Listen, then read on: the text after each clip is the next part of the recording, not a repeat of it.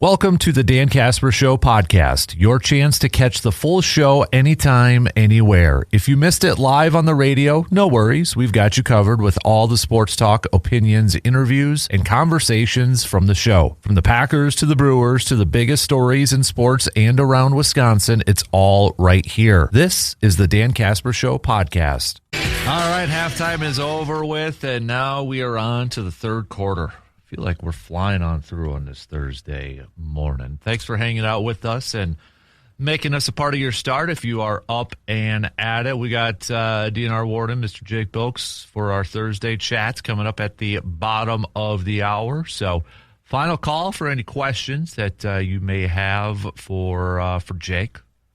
Send them on over, all right? Send them on over, baby. How's your baseball season going? Got the A's hats on, Eau Claire A's? Yep, yeah. First tournament this weekend should be fun. Where you at? Down in Wausau. Oh, all right. But Marathon County. With all the state tournaments going on, some of our players aren't going to be able to play because they're ineligible. So gotcha. See how it goes. Gotcha. So that time of year, man. Yeah. We got, I know, some teams last night advancing and winning some regional championships. I know Eau Claire Emmanuel Lutheran for baseball defeated Gilman yesterday. So, and we've got some in action today. I think it's mostly Division I. That's in action for today. So that all includes. I just want to bring it up here so I don't miss anybody. But that'll all include Hudson taking on Wisconsin Rapids, Eau Claire North taking on River Falls, Stevens Point taking on Eau Claire Memorial. Eau Claire Memorial defeated DC Everest earlier on in the week on Tuesday. And then Menominee taking on Chippewa Falls. So a lot of local teams in Division I going to be in action today. So, but yeah, Division 2, 3, 4, you saw a lot of games yesterday. With regional finals and such. And then softball today, my Medford's actually playing in Altoona, so for a chance to go to state. So we'll know those teams coming up after today. And we got state track and field. Brandon will not be with us tomorrow because he will be in La Crosse covering at state track and field. So no Brandon tomorrow, but I know we got golf teams and individual players all clinching their spots to state as well. So that busy prep season starting to wrap up this spring. So best of luck to all the teams that are still in action and those teams who are in action today. So hopefully weather holds off a little bit. But we do need rain. I will say this. We do need That's rain. True. My yard needs rain, so I'm sorry, but it's yellow. My yard stinks anyway, so I need all the help I can get. Plus, I don't like watering the garden because I don't want to. I'm lazy when it's that time of the day, so I just don't want to do it. So please, I do want some rain. I will admit that. But we don't have to worry about rain in Milwaukee. Thank you for the roof. And then that's Brewers are going to be back at it this afternoon. 1:10 first pitch. We got Coleman Crow on the mound. Before we get to that, I know it's probably been talked to death, but I haven't gotten your input yet. Intern Carter. Should the Brewers trade for Tarek Skubal like some of the national peeps are out there making a case for? It's hard. It's hard because having Skubal, Mizorowski, and Harrison would be insane. And you would have a chance to beat the Dodgers just because of the pitching staff.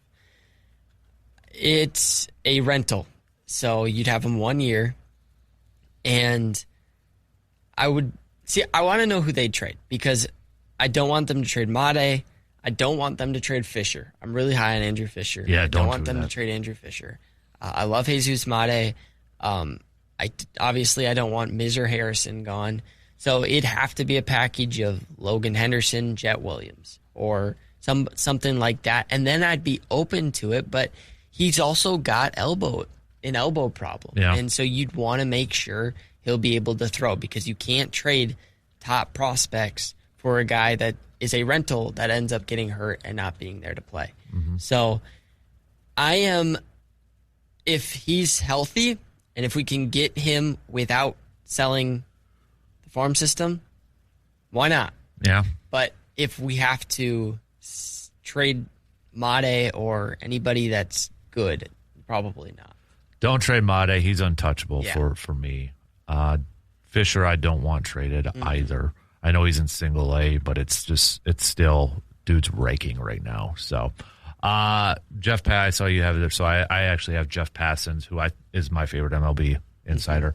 ESPN, he's got his early trade deadline preview.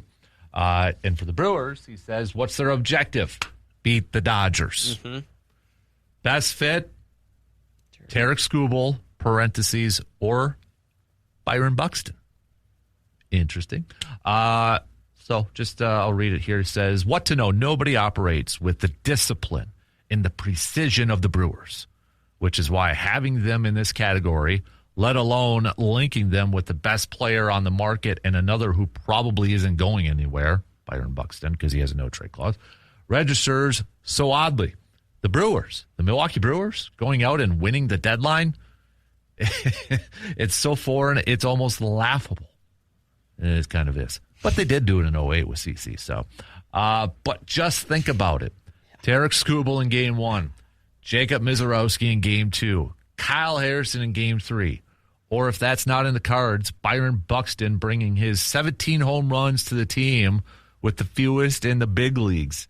It's not the move a disciplined team makes, but then this is the same team that got dog-walked by the Dodgers in the NLCS last year, and it's not so myopic that it ignores what Mizorowski and Harrison are doing. The Brewers have the best farm system in baseball. Their minor league infield talent alone, the number one prospect in all of baseball, Jesus Mate, along with Luis Pena, Andrew Fisher, Cooper Pratt, Jet Williams, Luke Adams, Blake Burke, and Brady Ebel, is better than perhaps half the entire systems in the game. They can do this. For once, they just need to not be themselves. And honestly, this might be the route I go. Jesus Mate, yes, is untouchable. Andrew Fisher, I would not trade. I don't think they're trading Cooper Pratt since they already signed him. Yeah. You are the number one farm system in baseball. One, you've got players you could trade. But two, sure, if you trade them, that number one ranking may go down. But don't you trust your system good enough that, you know what, we do a really good job at developing players and drafting players and finding these guys that we can replenish that. Dodgers do that. I think that surprises a lot of people. Dodgers trade a lot of people. They sign a lot of people. But if they're not one, they're two in farm system because they do a really good job of developing and scouting and bringing along these prospects. And I think the Brewers are in that category too. So if I'm the Brewers, do I kind of like think about, okay, yeah, we're going to have to give away some talented players, but you know what? We trust our system. We have confidence in our system that we can replenish it. That's kind of how I would view it. And I know it's easy for me because I'm a fan, so I can say that. And, you know, I know a lot of people probably don't know who Blake Burke or Brady is in that, but darn well know every Brewers front office and scout knows who they are. And those scouts are probably saying, no. But, man, Arnold's the one that's got to make that ultimate decision. Mm-hmm. So I guess I would look at it from that approach. If you could get a guy like I agree, I don't think Byron Buxton's in the cards because he loves the Twins, and I think the only team he'd probably go to is Atlanta because he's from Georgia. But 17 home runs, that would be a nice little piece in there. I just that would be one thing I would say. If I were to call up Matt Arnold and say, hey, you guys do a really good job of developing players in that. It's like a savings account. You build it up, and then you get enough money, and they're like, oh, man, I kind of want to buy this nice thing. But, man, I like seeing that savings account built up, too. And I'm like, and when I buy this thing, and it's like, oh, like I just paid off my truck, okay? It's like, that's going to be it. But now it's like, I don't want to buy anything now. But I kind of do. Like, what do you do sort of thing. And I think, just looking at the future of baseball, we could see a lockout next year for part of the season. And I think that's the biggest wild card in this thing. Yeah. And I think that has to be factored into it because this could be a year you just go all in. Mm-hmm. I think another factor, though, is one of the proposals for the CBA is a minimum salary cap. Yeah, a floor, Which would cause the Brewers to go more than $50 million more in cap. Why not sign Bryce Durang then? Then you have an infielder and you don't need all this depth. So you can manipulate things in order to make this work out if you want to. And I think it is just if they want to, because they can go all in and do this. And I think, like you've said multiple times, these prospects don't always pan out. These are wild cards. We don't know if Luke Adams is going to be the first baseman of the future. Yeah. And Tariq Skubal is going to give you a good start if his elbow is good. Yep. And so I think, I would love it if they traded some of these prospects for Skubal, then re-signed Bryce Terang. Then you've got your second baseman of the future. You just have to worry about shortstop and third. You make a good point about that salary floor, because if that is a thing, the Brewers have to spend more money. If that's the number that we talked about last week, and if that is the exact number, which I don't know if it would be or not, but that's going to force the Brewers to spend more money. Okay, where do you if let's say right now all of a sudden MLB says salary floor starts today. All you teams below it, you have a week to get to it. The first person you're re-signing is who? Is it Bryce Terang? For me, it is. It is Bryce Terang. And it's just because he's been so good for this team. And I love Contreras. But and I also think this is setting up perfectly for the Brewers because the max contract's going to go down. So they have so much salary cap that they have to get to that maybe they sign both Bryce Terang and Contreras, right?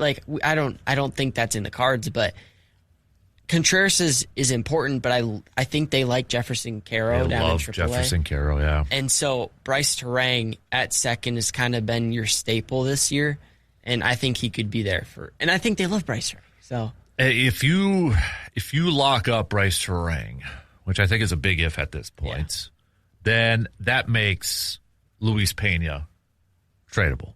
Yep. I still don't think you trade Jesus Mate. No. If anything, okay, bring him along at third. But that makes Jet Williams tradable unless you put him in the outfield somewhere. Maybe that's a thing where, okay, I still think they would okay, I'll take this route. If you do sign Terang long-term, then I think that makes a guy like Garrett Mitchell tradable. Yeah. You put Jackson Churio in center, and then maybe Jet Williams in left, or Luis Lara, who's having a really good season too. There's a trickle-down effect if you sign those guys and we're just throwing this out there for a fun conversation. I agree with you. I would love Bryce Terang to be locked up. My kid would love William Contreras to be locked up. That's his favorite player. If they would lock up Contreras, Jefferson Caro's traded. You might as well trade him. That sort of thing. That's a point I never really kind of thought about. If they have that floor, and all of a sudden it's like, okay, Brewers are forced. You got to spend more money. You got to show contracts out to some people. Do you keep a guy like a Terang and give him a big contract, or do they shell out more money for younger prospects because they're going to be cheaper? But then it's the Churio, Cooper Pratt, where it's like, hey, we could sign Terang, or maybe we sign Jesus Mate and Andrew Fisher to long-term deals. I want a salary floor. Of anything, I want a salary floor because that is going to make the Brewers better. Yeah, it makes them that they have to go out there and actually, do that stuff. So,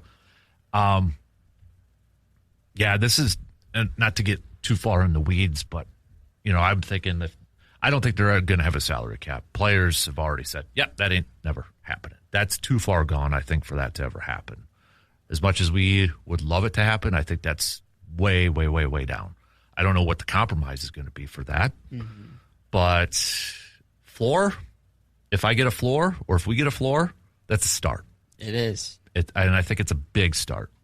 It's a nice start for a team like the Brewers. If that means Mark Anacio's got to have more investors, then that means he's going to have more investors into his family-owned team. That's the rule, though. You're going to have to spend more money. Just like the Packers start selling stocks or something. Yeah, right? Or sell more sponsorships to everything out there. But all right, we got to take a quick break. Back with more coming up after these quick words. When it comes to quality meat in Eau Claire, there's one name that locals trust. That's Mike's Star Market. From hand-cut steaks and fresh ground beef to homemade brats and specialty items, everything is prepared with care and packed with flavor. Give it plenty. There's no number on her. That's weird. Never mind. I'm getting sidetracked here. Plenty of cookout, fill in the freezer, or just looking for something better for dinner tonight. Mike's Star Market has you covered. So stop on in today and taste the difference. Mike's Star Market, your hometown butcher shop in Eau Claire. All right. It's been a hot minute since we've caught up with our guy, Mr. Jake Bolks, Wisconsin Conservation Warden for the great state of Wisconsin. Good morning, Jake. How you doing, bud? Morning. I am doing well. Yeah, it's been a minute since I've been on. Yeah, it's. I know you've been busy, and it's a busy time of year and such. But before we kind of get into the thick of it, how is everything going on your end so far? These first couple weeks of summer. It's stuff's going good. It's just definitely busy. As conservation wardens, obviously we've talked about it before. We're doing. The turkey season's over, but there's always fish and game stuff. There's always fishing. There's always ATVs and boats, and depending on the year, snowmobiles and this and that. But there's just a lot of things that wardens do that I think some people don't see, or it's just not well known and stuff like that. So, and that kind of stuff keeps you really busy.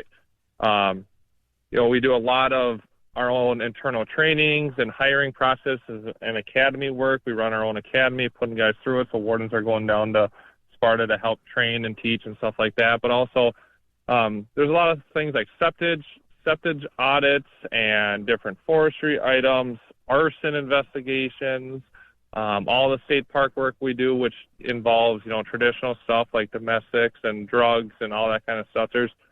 We just get our hands on a lot of different things, which is an awesome part of the job, but it just means that there's no slow days. Mm-hmm. And a day that you think is going to be slow or a week that's going to be slow ends up being a pretty busy week. So it's good, but everyone around here has been pretty swamped recently. So speaking of busy, with it being a free fishing weekend, is that normal? Is that a busy weekend for you? Because, I mean, I don't mean to make it, kind of sound simple. I mean, I would assume you don't have to check licenses and such like that, but probably still have to check, fish counts and all that stuff. But what's this weekend like normally for you? Right. It's a busy weekend. It's funny because there's a lot of people that don't know it's a free fishing weekend, so they'll go out and buy their license, which they probably need for the rest of the year anyways, or some people will get the benefit of the dollar. They get pretty lucky where we check them and they don't have a fishing license, and we go through the whole rigmarole, and then they go, and then we tell them, like, well, you don't actually need one. And they're like, the relief on their face when they've realized they're fishing on the free fishing day is pretty funny to watch. But the thing about free fishing weekend, or I guess what they call it now is free fun weekend, is that we still are checking everything else when it comes to fishing. So this weekend only allows you to fish without a license for 2 days. And it's only Saturday and Sunday. It's not Friday. It's not Monday. We get that excuse a lot. Well, I thought the weekend included Monday. I said, well, no, that's the weekend. It's Saturday and Sunday. But also, it doesn't change the size limit. It doesn't change the bag limit. It doesn't change the slots or any of that information. Or if there's an open season versus a closed season, I think everything's basically open now. But, you can't just go out and keep a sturgeon today because it's free fun weekend, So we're still out there, and it's always, first weekend in June. A lot of kids are out of school. People are camping. So it's always going to be a busy weekend. It's just we don't have to usually ask as many or worry too much about if you're fishing without a license. We're looking at all the other stuff. So is it, with free fishing weekends or free fun weekends, I mean, all the rules still apply, like bag limits and that stuff, correct? Yep, all that still applies. You just don't have to have licenses or stamps. Okay, so yeah. And is that for Friday, Saturday, Sunday? Is it just Saturday, Sunday? It's just for the Saturday and Sunday. So it's not like a holiday weekend where you get the Monday with it. It's just Saturday, Sunday, and like we both kind of mentioned, it started out as free fishing weekend. Now they call it free fun weekend because they allow you not only to not have a fishing license or a stamp for trout, but you get admission stickers to the state parks for a day or two, as well as like straight state trail passes are not required. So that's going to include ATV trails. It's going to include like if you need bike passes and stuff like that. Technically on the Chippewa River trail system here in town, you're supposed to have a bike pass when you're on that, an annual bike pass. And so that would be waived for a weekend like this. Okay, interesting. Well, moving on then, did I see some news? I've been seeing a lot of people talking about, and I know it's June 4th and it went into effect on June 1st, but some new ATV, UTV rules for this summer too? Yeah. So they cleaned up a couple of things and added some safety rules because the trajectory of ATV, UTV deaths is opposite of our hunting world. So in the hunting world, 50 years ago, there'd be 200 people that died a year in a gun deer season, and now it's down to maybe 1, maybe 0. ATVs, UTVs, on the other hand, because it's a year-round sport in a lot of places and stuff like that, it's going from like a decade ago, 10 people dying in crashes to 41 last year, and we're already at 15 this year, and it's not even really, summertime yet, or, I mean, it is, but it isn't when it comes to ATV, UTV stuff. So that's a big part of all these rule changes. The big parts of it, the big things are that now everyone has to wear a seatbelt in a UTV, just like in a motor vehicle. There was like a loophole where technically the driver didn't have to wear one up until this rule change, but usually all the passengers didn't have theirs on either, so that's where the citation would go. But now the driver has to have their seatbelt too, so there's no loophole. There's a new law that basically allows us to write a citation when someone's intentionally causing damage, like doing burnouts in the parking lots or racing off the trails or making big ruts, stuff like that. That can cost a lot of money. So the ATV trail people that are not only monitoring them, but maintaining them really want that. The two other ones are window tint restrictions. So the UTV window tint restriction is basically the same law as your motor vehicle. So there's certain percentages you can have on the windshield and the driver window and the back window and stuff like that. So you just want to look into that. But if you buy it, if you don't add tint to it, you're going to be fine. This is the moral of the story. But there's a lot of them now running around with like full tint on the windshield. And if you've ever driven a tinted vehicle at night, I couldn't imagine what it's like driving through a windshield that has 15% tint on it, which is, I think, pretty dangerous. Mm-hmm. And then finally, they made some laws on ATVs and UTVs towing items or towing objects that contains a person on a trail or a route. Again, that's basically for safety. It still allows people to, use your UTV to pull out your sled and ice house, and even people out on the ice if needed to under 10 miles an hour. And it still lets you tow like disabled or broken ATVs, UTVs off the trail systems or off the road. So that's still there. But this is to make it so you can't just throw a trailer on a UTV and pile in 4 kids and go 40 miles an hour down, Highway T or something like that. Interesting. Good stuff. Hey, I got to ask this, and I'm sure that you've probably been flooded in that, but with a lot of the bear sightings in the city of Eau Claire, is that something that you get involved with? I've seen it. I've seen people posting on Facebook like it's by the library or it's over here, or a bear and a cub, and that. How involved do you usually get with something like that? 99% of the time, not super involved. So we get calls all the time. I got a call, yesterday on it. Someone saw a bear walking past our place in the town of Wheaton. And even in the city of Eau Claire, unless it's a human health or safety hazard, the wardens don't get involved. Most law enforcement or wildlife won't get involved because at the end of the day, obviously a bear walking through the city is not like a squirrel walking through the city. It's not common. They're bigger and stuff. But, black bears, they're not known for attacking humans. They're mostly scared of us. This is the time they're coming out. This is also the time of year that the moms are kicking the older kids out of their, kicking them out and telling them to go get a job and live their own life. So it's not uncommon to see these juvenile bears wandering around because they're like, what do I do now? Mom won't have me. Let's walk through here. I see bird seed. I smell garbage. So, again, we stay up to date with what's going on and we know what's going on. But unless, they're trying to get in someone's house or they're trapping someone or, God forbid, they attack someone, then we'll obviously get involved. But generally, we preach and we've talked about it as the whole keep wildlife wild aspect of it. It's don't move on. They don't want to be in the city unless you're basically feeding them. They don't want to be in the city as much as we don't want them in the city. They want to live on their own and stuff like that. So they'll get out of there. They'll move through. The biggest thing with any of it is that if you do have a bear in your neighborhood or something like that, or it keeps coming to your house, generally there's a reason it's coming by. Do you have chickens that they're eating? Do you have bird seed that they're eating? Are you leaving your garbage out unattended all night, every day, and it's just picking off that? Or is your neighbor doing that? Those are the types of things that keep them around. If they don't have a reason to be there, they're not going to be there.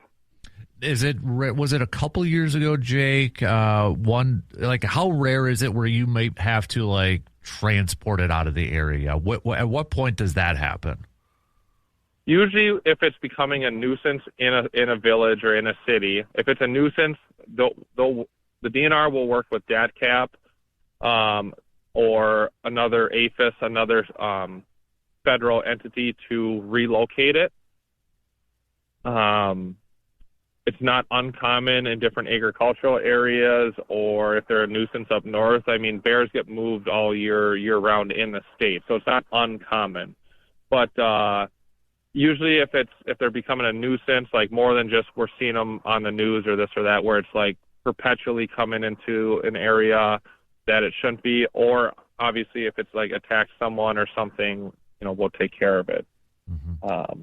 But just around here, yeah, we get calls on them. We see them on the news. We see them on Facebook, but maybe one or two has been moved out of the city or the surrounding area in the last couple of years. But really, I haven't seen it be like an overall issue, minus more than just like a media, mm-hmm. like something to follow on the media. Yeah, I couldn't. Was it a couple of years ago? Maybe I'm getting this wrong. Was it by like the river or the water plant over by River Park? Does that sound familiar? A couple of years? I don't. Maybe. There was one that was going up and down like Water Street. Maybe that's what it was. Hanging out around Water Street, the apartments there, stuff like that. Mm-hmm. I think it ended up moving like to the west side and snuck out, through that Cameron area and got out of Dodge. Right. Yeah. No. This is just because it's natural. They're coming out of their hibernations and just moving around in that. Yeah, they're moving around. Like I mentioned, they're juveniles. They're just trying to figure it out, just like we are. I mean, their range is expanding. There's no doubt they're coming further south. I was listening to something talking about their range in Minnesota and how that's come down, how that's come a lot further south, which is all good. And and on the same point, humans are always developing. We're always expanding our range. We're always encroaching in their area. And at the end of the day, it's just one of those things where we have to learn to live collaboratively with all animals, mice, mm-hmm. squirrels, deer, bear, moose, God forbid one comes down here, That'd be awesome. I'm just saying, I'd love to see that. Yeah. I don't think any of us are going to complain about seeing a moose walking through our backyard, but, I mean, I don't know the statistics. I probably shouldn't even say it, but I'm pretty confident, where there's moose, there's probably more conflicts with moose than there are bears. But that's not a fact, so don't quote me on that. But I know that a moose can be a pretty dangerous animal as well. Yeah, I think I would always say, like, if I went hunting, and I see some of those shows and those videos where those guys bow hunting moose, how close they get to those things. Man, I don't know if I'd be shaking too much and probably wetting myself. Oh God, yeah, I know, right? Yeah, I don't know. I've seen a bunch of videos where they hang around people's houses and charge people, and they're fast. And they're big, a lot bigger than a bear. Slow, but they're fast, right? They look slow, but they're really fast. They run like 30 miles an hour. Yeah, they cruise. Golly, man. All right, hey, before I let you go, any final words with Free Fishing Weekend coming up here on Saturday and Sunday? Any final tips? No, just a reminder. I'll get it in every week. Read the regulations. Things are changing. Things have changed. So read the regs, especially the online regs, because those are the most up-to-date. There's plenty of ATVs and boats we've been pulling over with expired registration. In our state, if it says 2026 on it, it means it's expired because our regular registrations expire March 31st of 2026. So if you see the year of it, that means it's expired. You want to see 2027, 2028, 2029 on your machines. As well as this is a weekend where a lot of communities, organizations, police departments have like Fish with a Cop, Cops with Bobbers type events. So if you're looking for something to do, Google your area, Google Cops and Bobbers, Google Fish with a Cop. There's different places in Jackson County, Black River Falls, Altoona, Lake Hallie, the Optimist Club, stuff like that do fishing events with kids and families on these weekends because it's obviously no license required. So if that's something you're interested in or something you want to help out, find that out and reach out or go attend those. They're fun to do. Good stuff. Jake, we appreciate it as always, buddy. Be safe out there, and we'll catch up with you again soon. Okay, bud? Yeah, thanks for having me. I haven't told you yet, but I won't be on next week. I got to go to Canada and catch fish. I suppose I have to go catch a walleye or two, so I'll be doing that next week. I feel like this is the time of year. You're like the third, fourth person I know that's going to Canada next week. Like, is this that time of year for everybody to go up there? It is. Okay. It is because it's just so much colder up there that, what is the fish run down here is not the fish run until, this time up there. It's just that far delayed because of the cold water and the ice off and everything. So this is kind of that prime time. A few of my coworkers are up there already, so I'm a little jealous on that. But I got to go next week, and if they're going to force me to catch a walleye, I guess I'll go do it. You so-and-so. Next year I'm coming with you, so just yeah, it up there, so. I hear you. Always a spot. So, appreciate you having me on. It's always fun. Good luck to everyone this weekend, and be safe. You got it. There you go. There's Jake Bolks, Conservation Warden for the great state of Wisconsin. We got to take a quick break, and we're going to wrap up the third hour coming up after these few words. Not sure where to take Dad yet for a little Father's Day brunch or breakfast. Look no further than our good friends, the VFW Post 305, located on Star Avenue right here in Eau Claire. Sunday, June 21st from 7 a.m. to noon. Featuring some, a wide open menu: French toast, pancakes, biscuits and gravy, bacon, sausage, eggs, corned beef hash, country fried steak and gravy. And leading up, you can go over to the VFW Post right now for breakfast all the way up until the 21st, because you can enter to win a Father's Day basket with every breakfast purchased between now and June 21st. Also, don't forget Saturdays, every summer Saturday from 3 to 6 p.m., weather permitting. Bring your camera, bring yourself, take in the view, that gorgeous view in the back patio at the VFW Post 305. Watch the resident Raptors, do some hunting, do some fishing. You can grab a beverage and enjoy some great live music performed by so many talented local musicians. They'll be featuring food and drink specials, and, of course, you could bring the four-legged friends as well. That's every Saturday, weather permitting, at the VFW Post 305, located on Star Avenue in Eau Claire.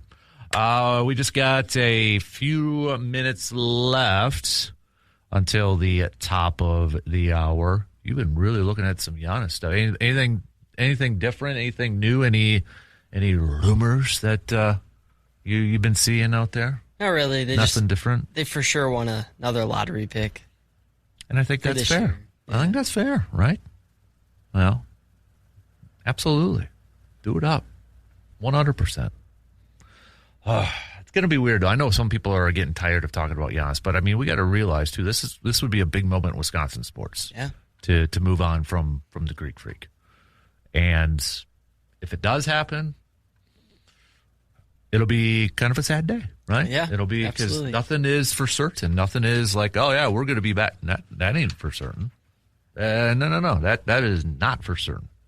So I just, well, I guess we'll wait till if we ever get to that point. So, all right, coming up next hour, we'll do some more baseball talk as we get set for Brewers Giants, the conclusion of this 4-game series, the first 4-game series from for the Brewers this season. They have a chance to win the series, so we'll preview that with Coleman Crow getting the starts, going up against former friend Adrian Hauser. So, by the way, if you want to get your votes in for Brewers. All-star voting is out there. The ballot is out there. I say we at least have to get 3 people.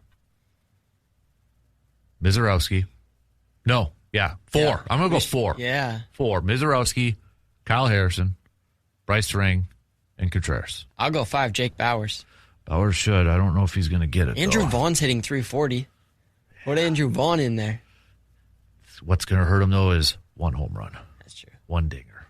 I do like the fact that when I go to the National League, and I get it, it's probably it is by alphabetical order, but Bowers is the first baseman listed on the ballot. So it's like, all right, yeah. But I think a guy like Freddie Freeman, that's such a name recognition thing. Even though Bowers has more home runs than Freddie Freeman right now. That's nuts. He's got more home runs than Burleson, Michael Bush, Devers, Garcia. Bryce Harper's got 14. Bowers has a better average, so yeah. I think the minimum's got to be 4 for the Brewers. Yeah. Minimum's got to be 4. Cheerio ain't going to get in numbers, but also missing a big amount of time. Hey, how about the wins leader, Aaron Ashby? Huh? Should he get in? He's got 9 wins for crying out loud. Get him in there. Well, I guess tied now with Gavin Williams, so. Yeah, we just got to give him another win today. What a bum. He'll probably pitch today. I would think so. Let's put him in a position to get another win so he can be the first one to get double-digit wins this year. Come on. Got to do it. But Sanchez did win National League Player of the Month and then extended his, what did he do yesterday? He extends the scoreless streak. Think he's going to beat Oral Hershiser's? I think he's got a really good shot. He got scored on. Oh, did he get scored on? 7th inning. Oh, that's right. He did. That's right. Inning. So, he broke the Phillies record and was like 3rd, but he got scored on. Yeah. Man. So, all right. Well, shot clock's going to cut us off here in a minute. So we'll talk some more Brewers coming up next hour. Maybe we'll get back to a little bit more football talk and Packers talk with Micah Parsons chatting a little bit yesterday. And your thoughts on the Giannis-o-meter, 0 to 10, 10 saying you're betting your life savings. He's gone based off the latest talks out there. We played a little bit of a clip from Jim Ozarski from his latest podcast, Milwaukee Journal Sentinel reporter, Bucks reporter. Does that sway it one way or the other for you? Let us know. Where are you at on that Giannis-o-meter, as we are now officially less than 3 weeks away from that soft trade deadline, because draft day was 3 weeks from yesterday. So we are less than 3 weeks away from hopefully having an answer.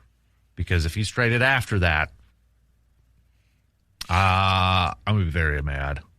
I'll be very, very upset.